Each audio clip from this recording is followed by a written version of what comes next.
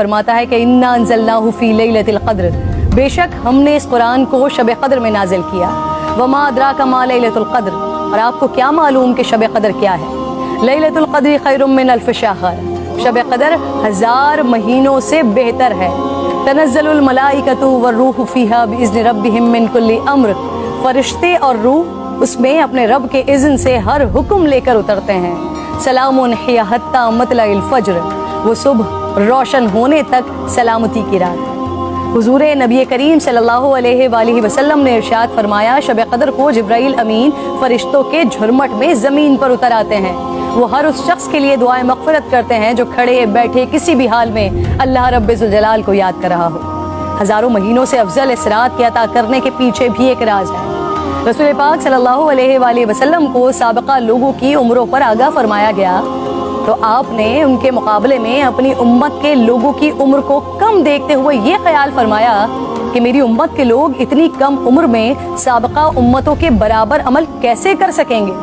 بس آپ صلی اللہ علیہ وآلہ وسلم کو لیلۃ القدر عطا فرما دی، جو 1000 مہینوں سے افضل رات ہے۔ لیکن وہ رات کون سی ہے؟ اس عظیم رات کو کہاں تلاش کیا جائے؟ اس پر رسالت مآب صلی اللہ علیہ وآلہ وسلم نے فرمایا، لیلۃ القدر کو رمضان کے آخری عشرے کی طاق راتوں میں تلاش کرو۔ اس رات کے مخفی رکھنے میں بھی حکمتیں ہیں ناظرین۔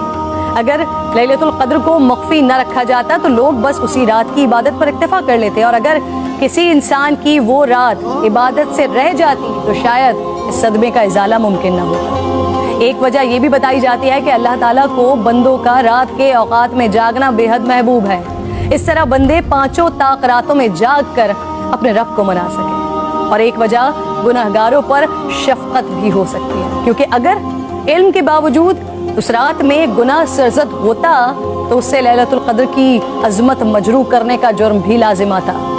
آپ صلی اللہ علیہ وآلہ وسلم نے فرمایا، جس شخص نے شب قدر میں اجر و ثواب کی امید سے عبادت کی، اس کے سابقہ گناہ معاف کر دیا جاتا ہے۔ میری بات ناظرین بہت طویل ہو رہی ہے، میں بس آخر میں آج کی رات تمام مسلمانوں کو حضرت بہلول دانا کا ایک واقعہ سنانا چاہتی ہوں، جس کے بعد شاید کہنے کو پھر کچھ نہیں رہ جاتا۔ ایک دن بہلول بازار میں بیٹھے تھے، کسی شخص نے پوچھا کیا کر رہے ہیں؟ آپ نے فرمایا اللہ رب ذوالجلال اور بندوں کی صلح کروا رہا ہوں۔ اس شخص نے پوچھا پھر کیا بنا؟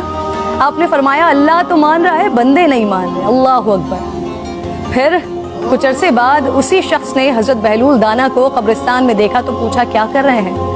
بہلول نے فرمایا اللہ اور بندوں کی صلح کروا رہا ہوں۔ اس شخص نے پوچھا پھر کیا بنا؟